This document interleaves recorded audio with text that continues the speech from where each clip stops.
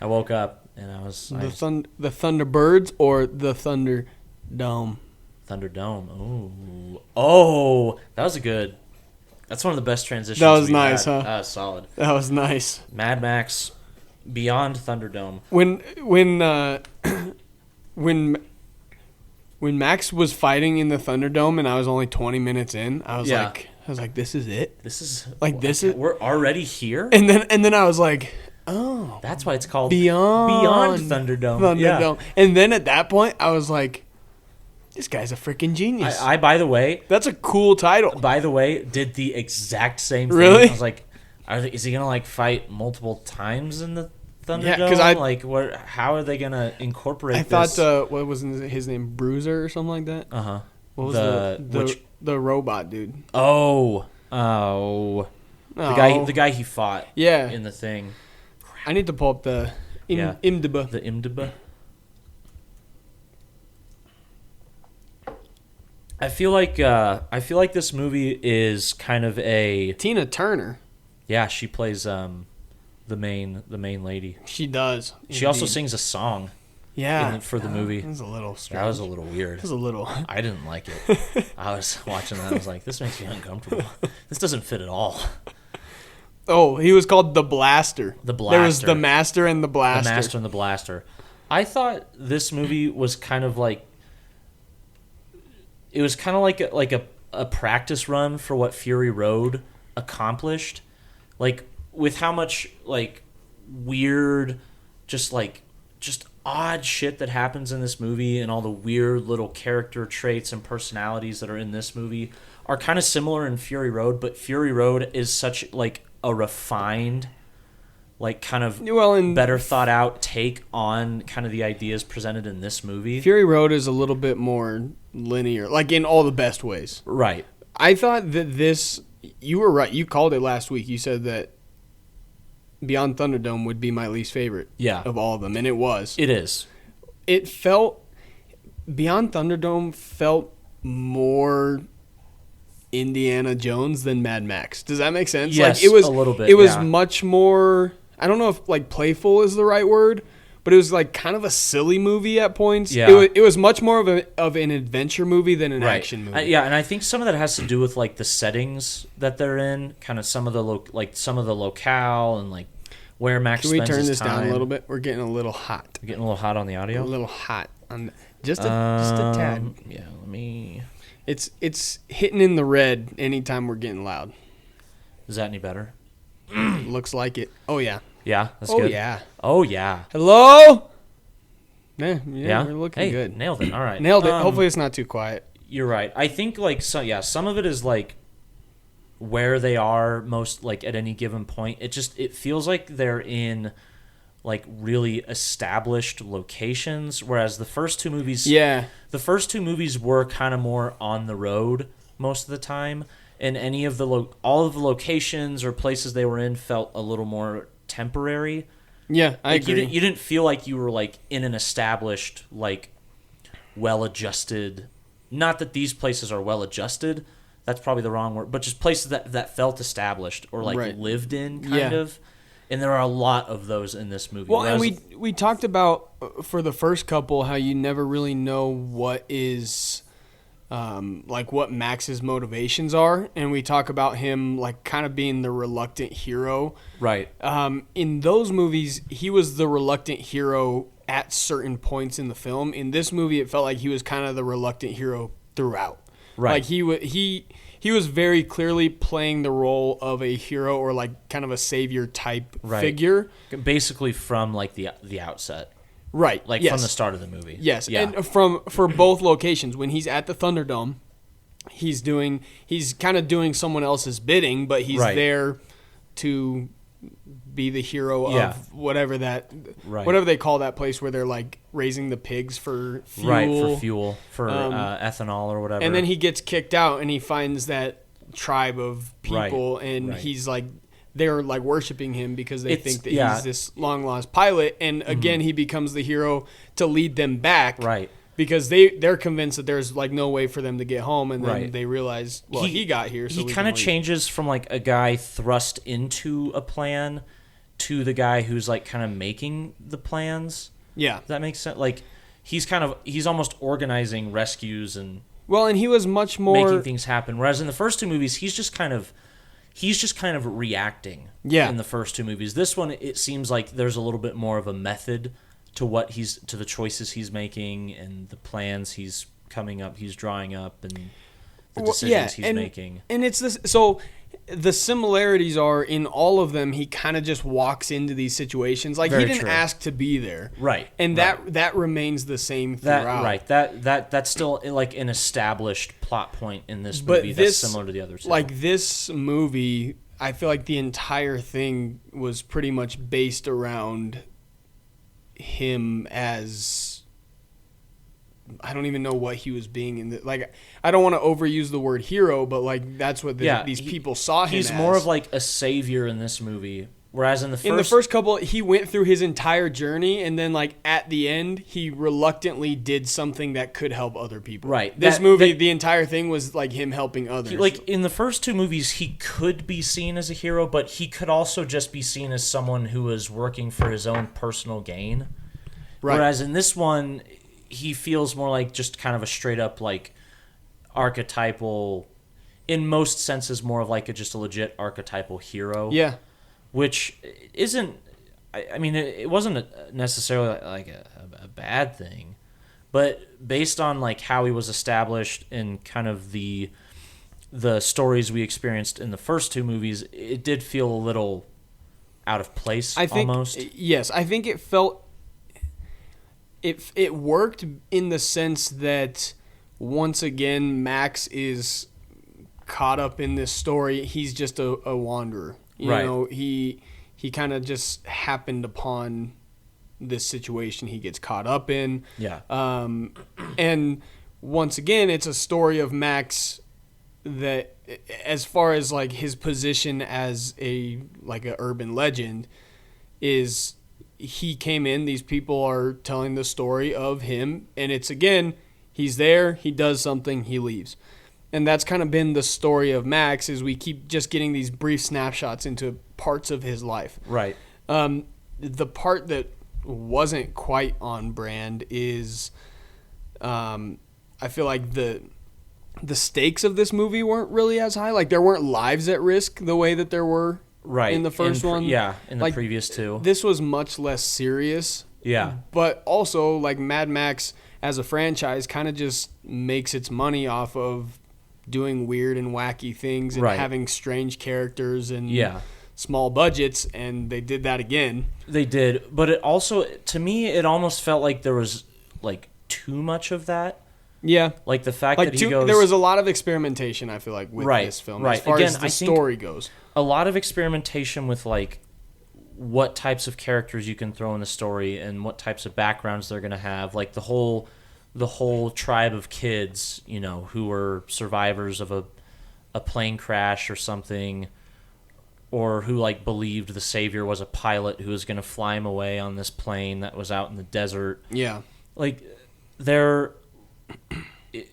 for the franchise, like at the point that it was at, it just felt like a lot. Like they covered maybe a little too much narrative ground, and it kind of got rid of some of the simplicity of the first two movies that made it so good, you know, and so enjoyable to watch, because you kind of just you almost knew immediately what you were getting into with the first two movies.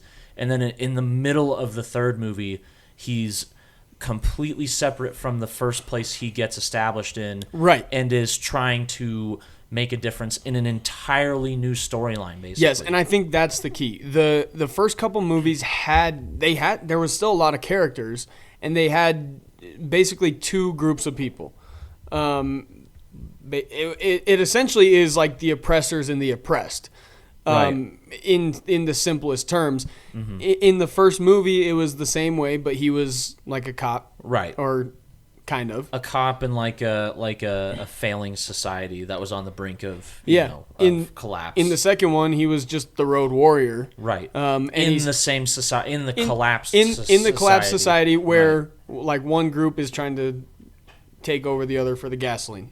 Still a pretty simple story. The difference is that in those movies, the two groups that are portrayed in the film, they kind of coincide. Their stories overlap, and they're involved with each other. Right. With this movie, it felt like two separate storylines. Right. And really, the only thing connecting them in this case was Max. Whereas in those past stories, the stories were already connected, and Max found himself in the middle of it. Max was the variable. Yes. In the first two stories, he was kind of the variable in these overlapping conflicts. Yeah. Whereas with this movie, honestly, it felt like a soft pilot for like a TV. Like they wanted to do like a TV show, so they just kind of did this overlong pilot episode. And they established maybe just a few too many scenarios or settings or people.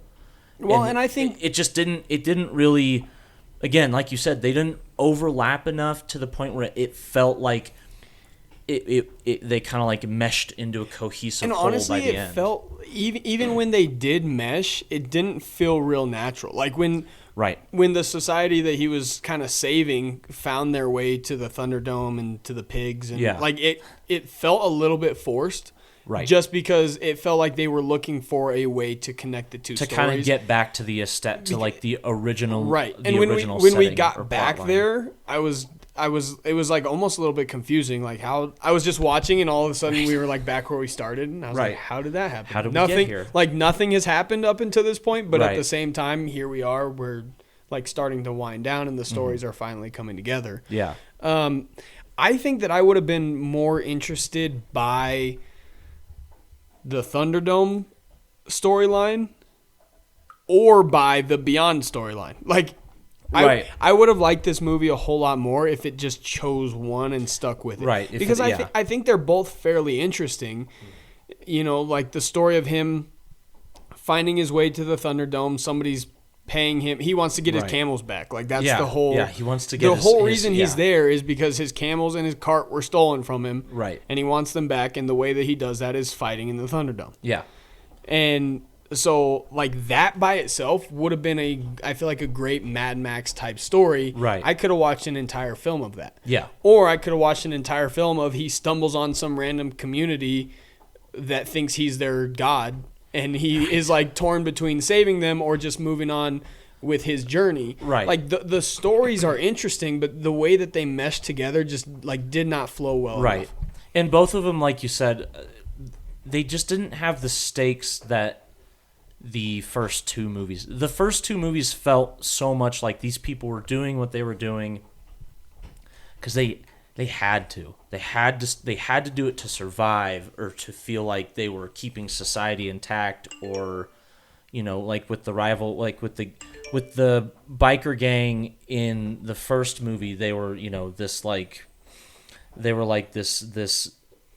complete reversal of established society. Yeah, they were just chaos. They were just pure chaos. And he was trying to hang on to whatever establishment he could. Right. And to me, those stakes are they feel so much more weighted compared to the two different storylines you kind of get in this movie. Mm-hmm. These two storylines just didn't have that just immediately kind of grabbing effect that the first two movies in their storylines did. Well, and I think also after Max left the Thunderdome, there wasn't much motivation left for him. In the first couple, there was pretty clear motivation.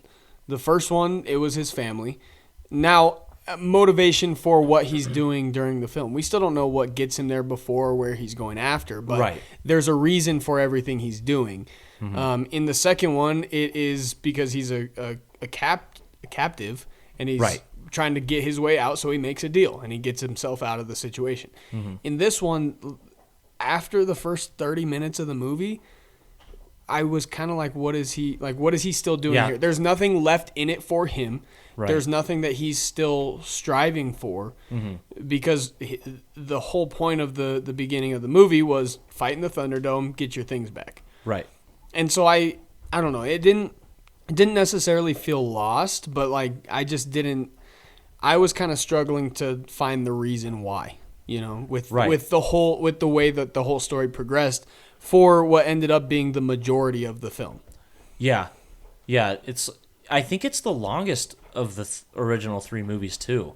It's by like a decent amount. The first 2 movies were only like clocked in at like an hour and a half, hour 35 each. This one was only an hour 47, so it's so not hugely different. Not a whole lot. Honestly, longer. it felt longer though. It did.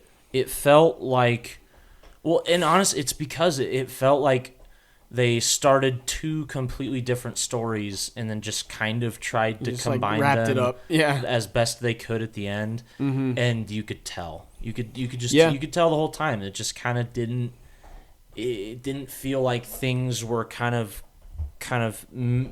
meshing together like they had hoped, or I don't know. And honestly, it felt like the last half of the movie, or even the last 2/3 of the movie after he leaves the Thunderdome, were like almost like they had an entirely different second and third act.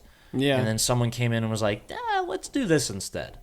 It kind of does. It feels like there was a hiccup in production, or like feels like maybe they were disagreeing on the storyline. Intense rewrites a third of the way into production. Yeah, it really did stand out like that. It felt like once the Thunderdome storyline kind of ended, it was a completely different film after that, and they tried so hard to bring it back, and it just didn't. It never work. It never really came together. Yeah, I still enjoyed the movie. I think maybe more than I expected, because when I watched it for the first time, I knew it was going to be the weaker of the 3 original movies just because of what I heard. And I had liked the first 2 so much, I was like, okay, well, this is definitely going to be, the more disappointing, quote-unquote disappointing movie. But it was still an enjoyable, like, it's still cool to see, Mad Max, the Road Warrior, like, just kind of, on another adventure trying to, figure his life out and survive. But it felt a little bit like kind of like diminishing returns a little bit.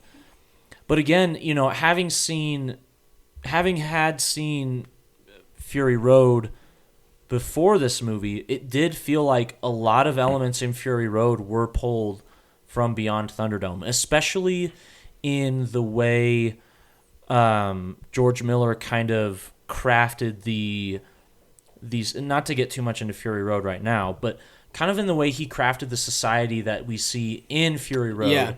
It feels like, again, like a take that's very similar to the societies we see in Beyond Thunderdome. These really just very dense, populated, just weird societies with really weird things going on, and just like laundry list of obscure characters. A laundry list of obscure characters, and like just odd settings, and the way like the hierarchical structures are just all over the place. It really feels like in Fury Road he took what he did there and went, I can make this a little better. Yeah. And then put that in Fury Road. So I appreciate Beyond Thunderdome for that purpose, in that it was kind of like a rough like I don't want to say like it was like a practice run for Fury Road almost, in a lot of ways, in terms of kind of the societal structure and some of the main themes that are going on in this movie.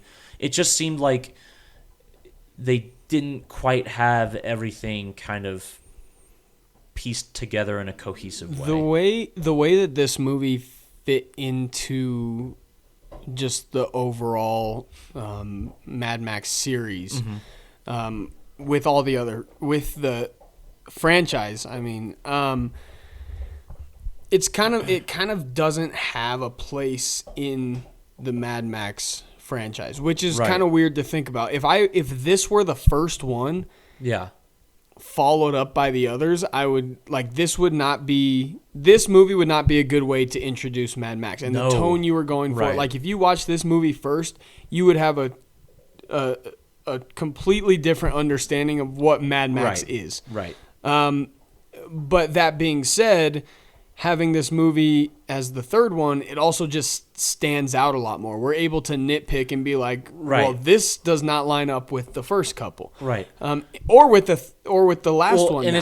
So it's just, it stands out so much. And I don't know that, Like, I didn't hate it, and I don't know that it's necessarily a bad movie. I think watching this by itself, I might still enjoy it.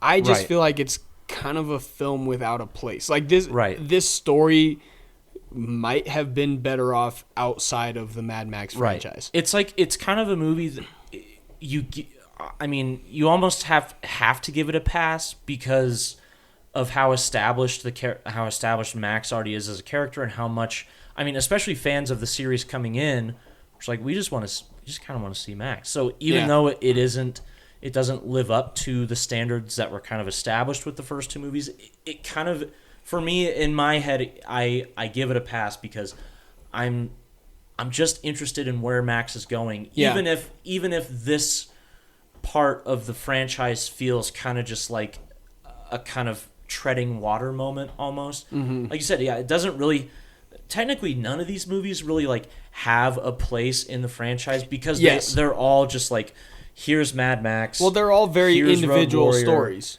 Here's Fury Road. Here's Beyond Thunder. They all kind of crisscross and they don't have like an established place in a technical sense, but this one really just feels out there, and it feels out, and it's not always in a good way. Yeah, I would agree with that. Yeah. Do you have any real final thoughts, or? I'm trying to. I don't know.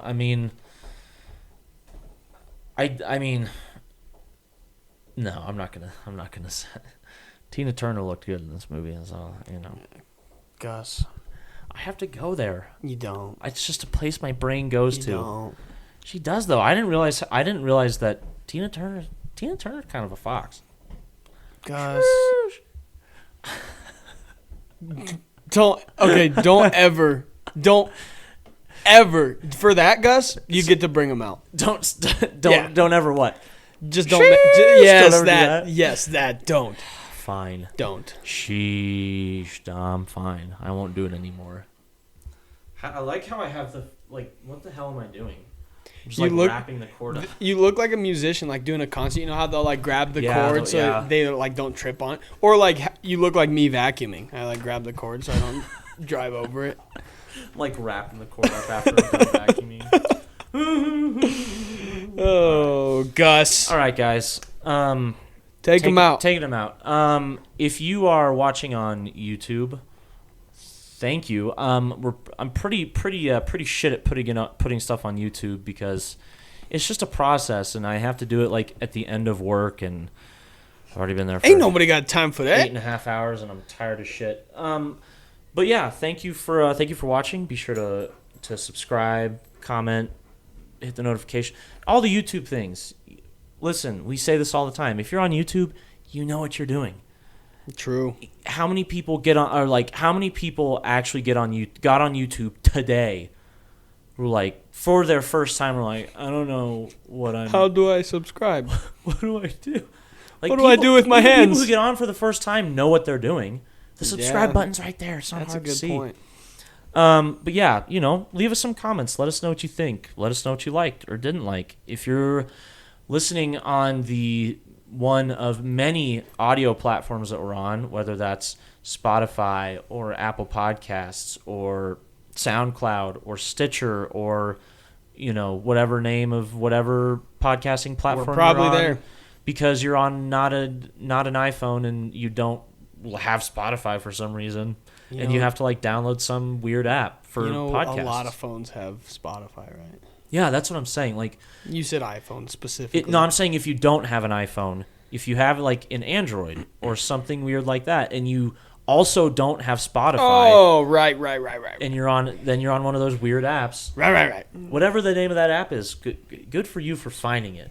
Honestly, and if you found us there, even better. Yeah, even better. That's incredible. Thank God our RSS feed goes out everywhere. Yeah.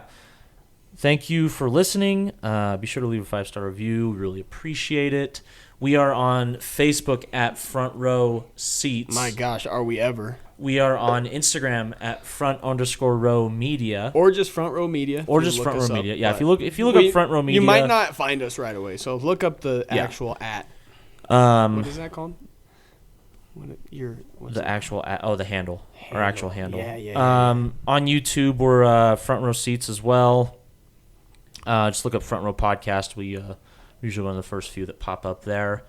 Tell your friends about us. Tell your mom. Tell your dad. Yeah.